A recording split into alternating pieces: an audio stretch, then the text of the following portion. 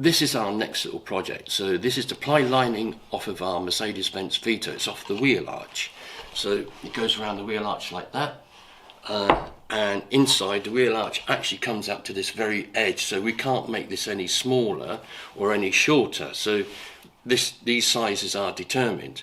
But there are some redundant spaces that we want to utilise. So I've cut up some bendy MDF. Structurally it's very weak, but it will give you an idea of where the wheel arch comes to. And there you go. These are the redundant spaces here that we want to utilise. So I'm going to clean this up first, make it structure a little bit stronger, and then we'll move on to the next step.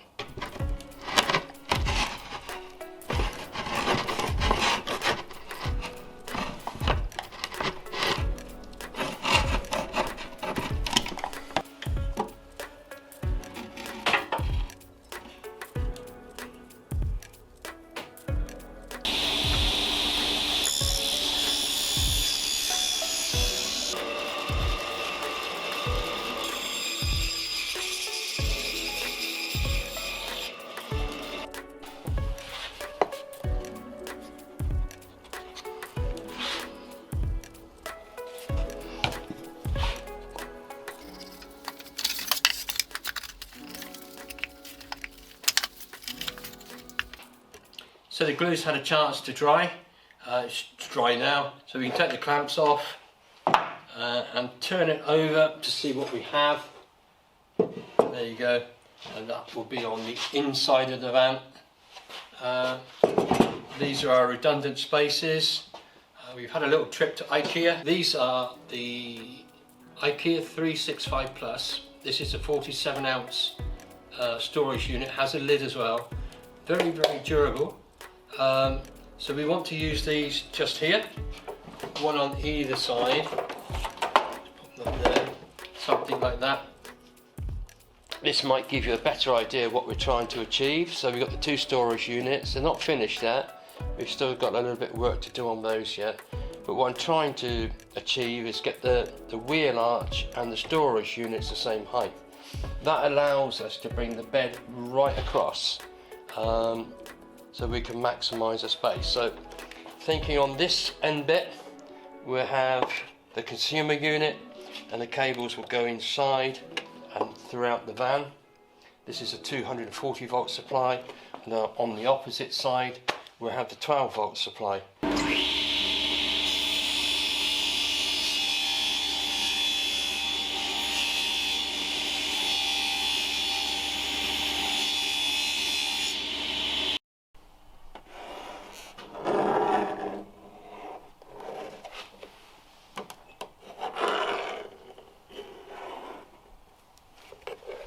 So that's going in by about 7.5 mils. So if I draw my line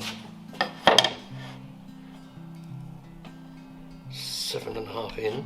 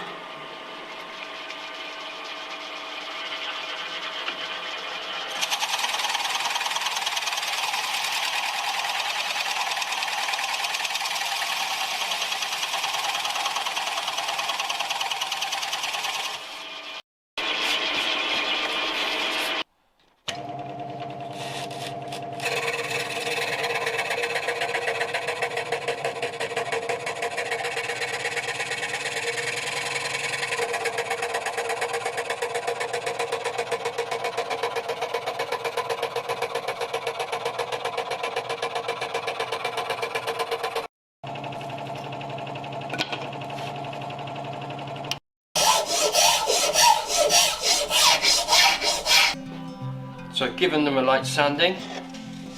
Now do a test fit. I just want to line up the front edge. Okay, and that works. Still a little bit of space here, so we could try and do something there. But now I can glue this top on, which is how we're going to leave it today. And then we trim these edges off.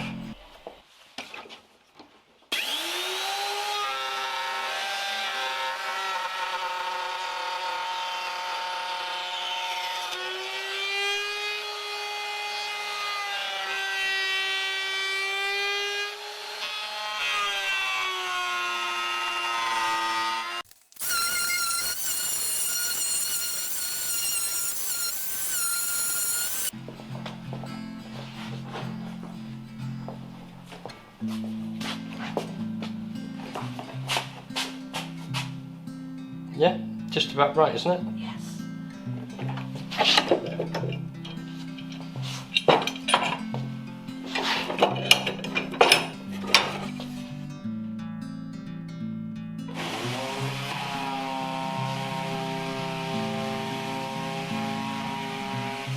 Originally trying to make this wheel arch smaller, it's got bigger.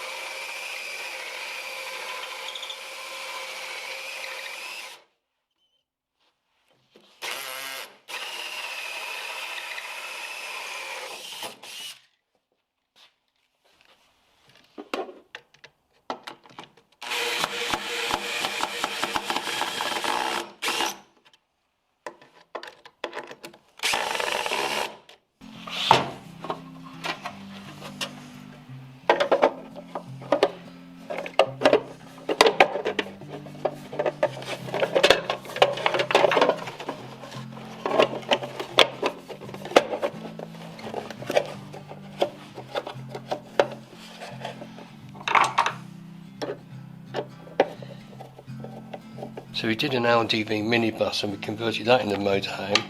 We've taken off the 12-volt fuse box from that, and that just fit underneath, and that would just keep all the fuses together. So I don't have quite enough wood for a door, but if I use that,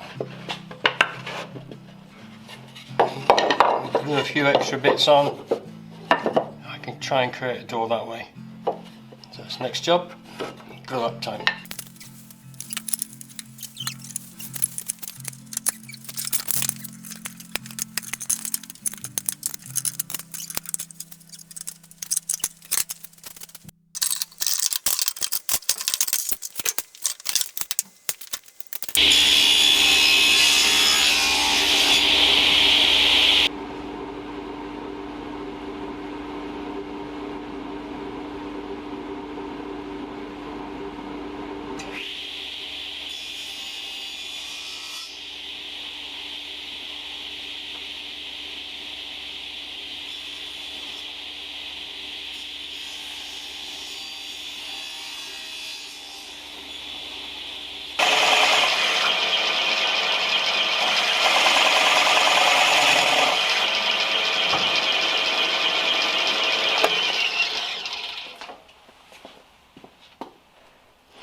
So I made a bit of a mistake.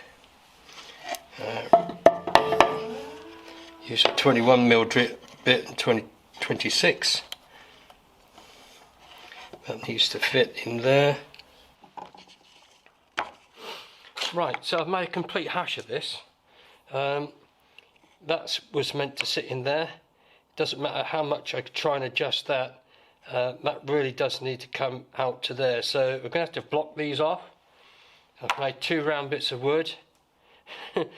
What was meant to be a 30-minute job is now turned into a couple of hours.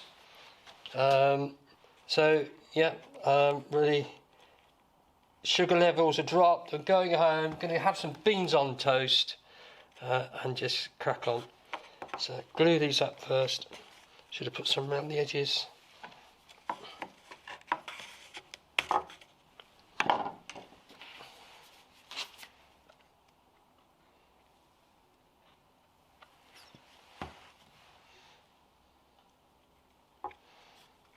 I did try to recut it, but the Forstner bit was just sliding everywhere.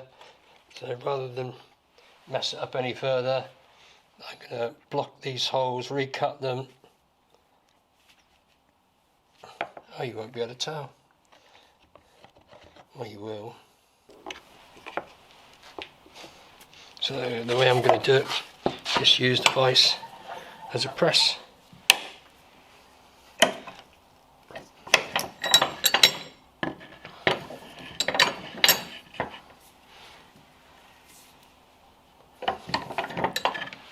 There you go. And just try and cut those off now. Don't laugh.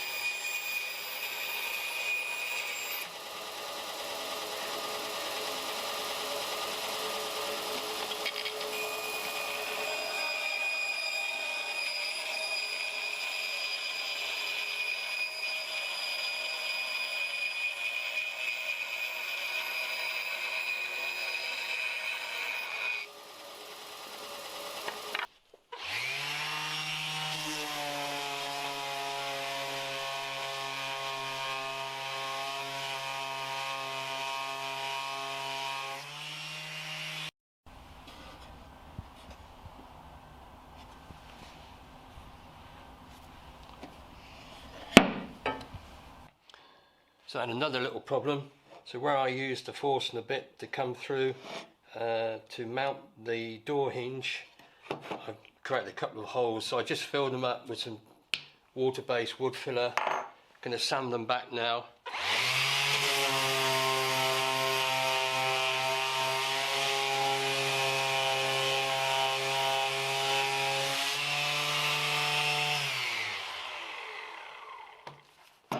Yeah, it's slightly lighter than the wood. You can get slightly darker colours. I think that will be fine for our purposes. So the next phase then, quick cut varnish. I always use a water-based varnish. After the first coat, the surface will feel quite rough. I will knock that back with a light piece of old abrasive cloth. I just want to get this first coat on.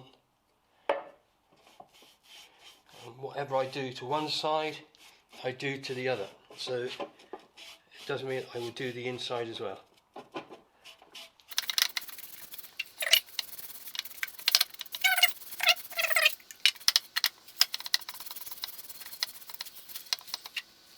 So I've done one cut on the front, one cut on the back.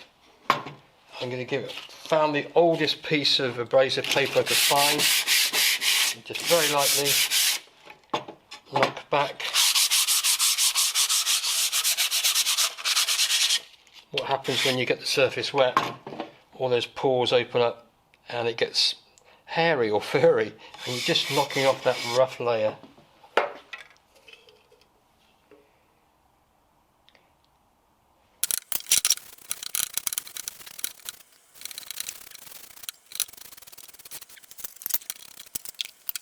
There are many YouTube videos out there on campervan electrics and their installation.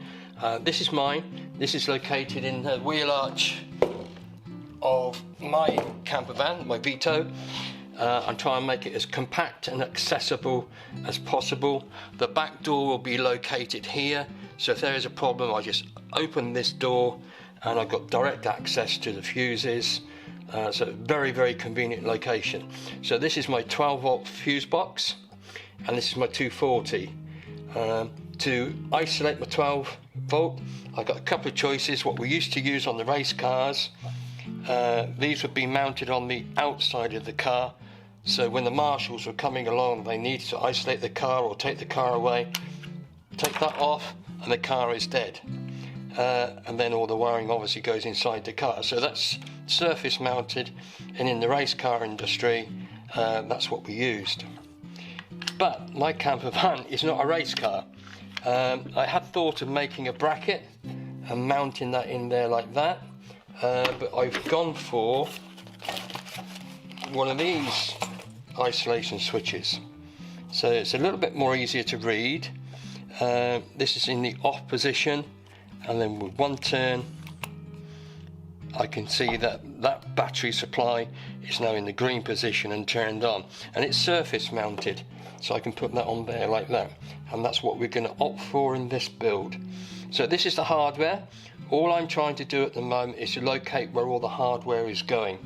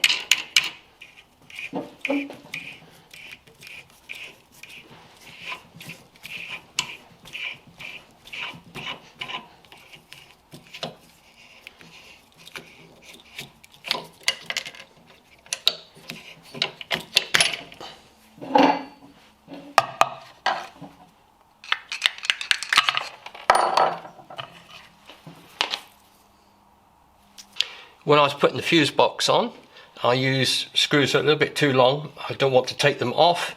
I'm going into about, what, 9-12mm ply here, and they've protruded on the outside. So a little trick you can do, these little screw heads are really dangerous, so if you were to put your hand in there and you wanted to use that as additional storage space, you could quite easily cut yourself on those screws. So what I've done, just machined these out, little NDF wooden donuts, and I just glue those on place. Got some PVA glue.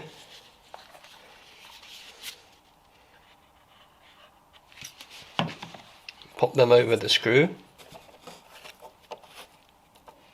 and then I'll fill that little void with some silicone, and that'll be safe.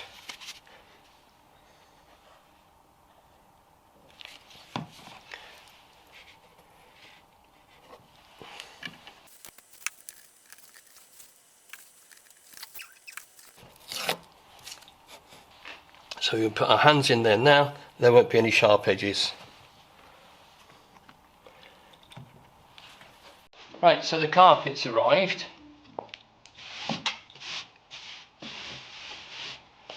This is a 4-way stretch material, so it was stretch in one direction, it was stretch in that direction. There's no weave to it, so, and I want just enough to be able to cover this. So if I lay it on top, I won't need that much.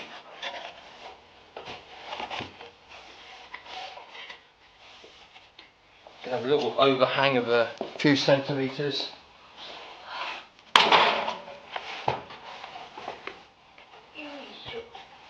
Something like that.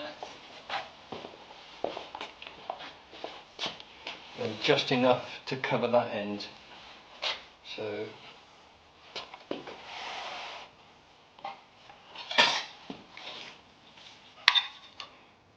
just don't have a safety ruler that's a metre long. But one of those decorator rulers, that's a good investment, so I think we get one.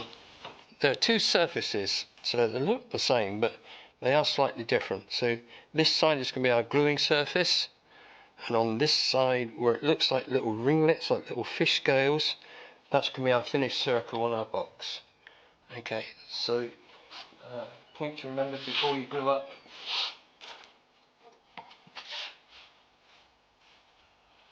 You glue up one surface, you spray it on, you allow it to dry, so it's bonded to that surface.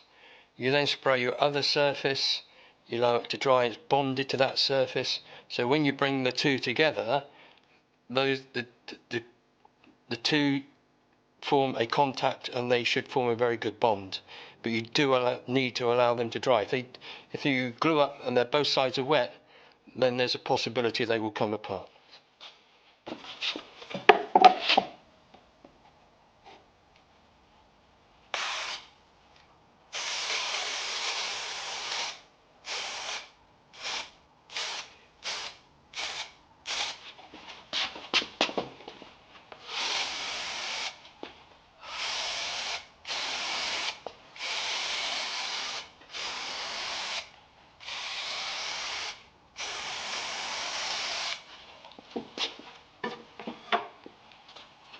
bit of overspray there.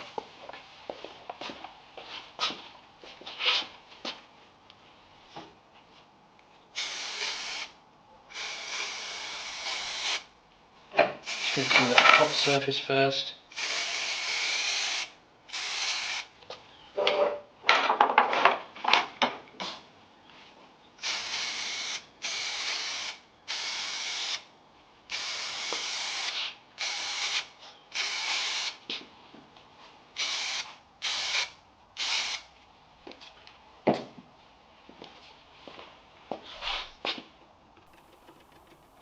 So it's not wet, it still is actually, so I need to wait a few more moments.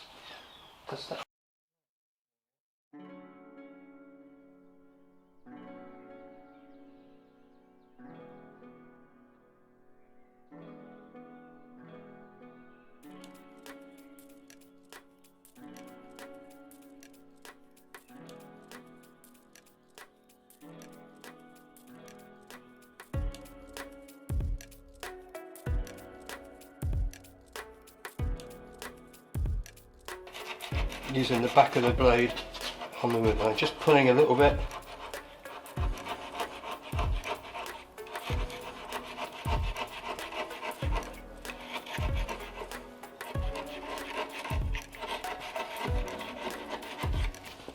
And pulling it down.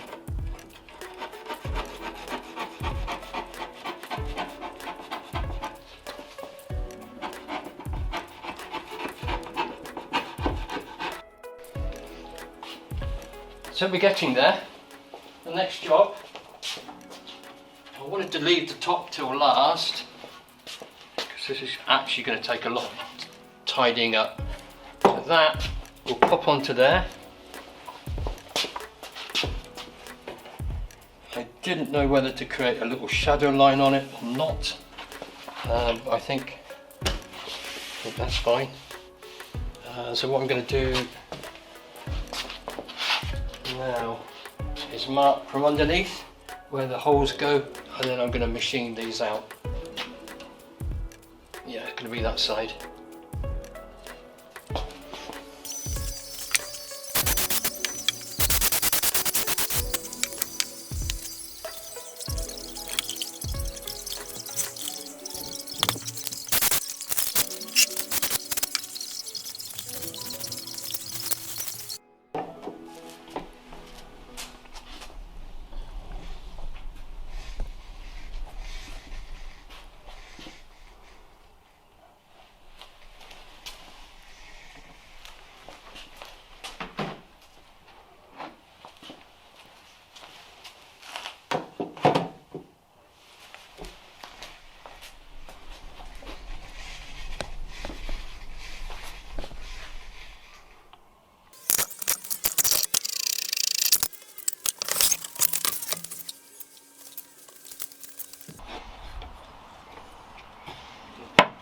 And that's it. Hopefully I'll see you in the next one. I'm going to crack on and do the other side.